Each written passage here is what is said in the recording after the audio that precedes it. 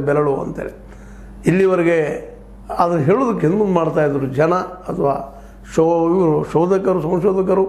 ಇವತ್ತು ಸ್ಪಷ್ಟವಾಗಿ ಅರ್ಥ ಹೋಗ್ತಾ ಇದೆ ಅಂತೇಳಿ. ಯಾಕಂದ್ರೆ SIT ತನ್ನ ಕೆಲಸವನ್ನು ಭಾಳ ಸಮರ್ಪಕವಾಗಿ ಸರಿಯಾಗಿ ತೆಗೆದುಕೊಂಡು ಹೋಗ್ತಾ ಇದೆ ಅಂತೇಳಿ. ಇಲ್ಲಾಂದರೆ ಇದು ಕಾರಣ ಯಾರ ದೊಡ್ಡ ಹತ್ಯೆಗಳಾದರೂ ಸಹಿತ ಅಲ್ಲಿ ಹೆಡ್ಡಿನ ಮುಖ್ಯ ಆಗ್ತಾನೆ ಇಲ್ಲವಿನ ಮತ್ತಾರು ಆಗುವುದಿಲ್ಲ ಅನ್ನೋದಷ್ಟು ಸತ್ಯದ. ಸಣ್ಣ ಹಳ್ಳಿ ಈ ಪ್ರಮಾಣದಲ್ಲೇ ಹೆಣಗಳನ್ನು ಹುಗಿಯುವಂಥದ್ದು, ಅನಾಮಧೇಯವಾಗಿ ಮಾಡುವಂಥದ್ದು, ಅದ್ರ ಬಗ್ಗೆ ಐಡೆಂಟಿಫಿಕೇಷನ್ ಇಲ್ಲದಂಥದ್ದು ಯಾರಿಂದ ಅದು ಸಾಧ್ಯನಾ ಅಂತ. ಯಾಕಂದರೆ ಇದು ಅಸಾಧ್ಯದ ಮಾತು. ಅದರಲ್ಲೂ ಹೆಣಗಳನ್ನು ಹುಗಿಸುವಾಗಿ ವ್ಯಕ್ತಿ ನೇಮಿಸಿ ಅದು ಹುಗಿದ ಗಚ್ಚೆ ಆ ವ್ಯಕ್ತಿಯಿಂದ ಅಂಥ ಕೆಲಸ ಮಾಡಿಸಿದ್ದು.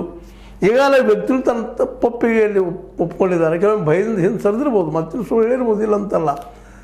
ಯಾಕೆಂತಂದ್ರೆ ಅನನ್ಯ ಭಟ್ರ ತಾಯಿ ಸ್ವಜತಾ ಭಟ್ಟವರು ಪಾಪ ವಯಸ್ಸಾದಂಥ ಹೆಣ್ಣುಮಗಳು, ಅವರು ಅತ್ಯಂತ ಪ್ರೆಷರ್ ಮಾಡಿದ್ರಿಂದಾಗಿ ಅವರು ಸಹ ಒಮ್ಮೆ ಹೀಗೆ ಹೇಳಿರ್ಬೋದಿಲ್ಲ ಅಂತಲ್ಲ. ಭಯ ಮನುಷ್ಯನಿಗೆ ಭಾಳ ಕೆಟ್ಟದ್ದು. ಆ ಎಲ್ಲ ದಿಶೆಯಲ್ಲಿ ಇವತ್ತು ಈ ಸಮೀರ್ MD ಹೊರಬಂದ ಮತ್ತಷ್ಟು ತಮ್ಮ ವಿಚಾರಣೆ ಇಲ್ಲ. ನಾನು ಎಲ್ಲೂ ಎಡೆಗೆ ಹೋಗಿಲ್ಲ, ಎಲ್ಲೂ ಊರು ಬಿಟ್ಟಿಲ್ಲ, ನಾನು ಯಾರು ಕಡಿಮೆ ಆಗಕ್ಕೆ ಸಾಧ್ಯವೂ ಇಲ್ಲ, ನನಗೆ ಅಷ್ಟು ದುಡ್ಡೂ ಇಲ್ಲ.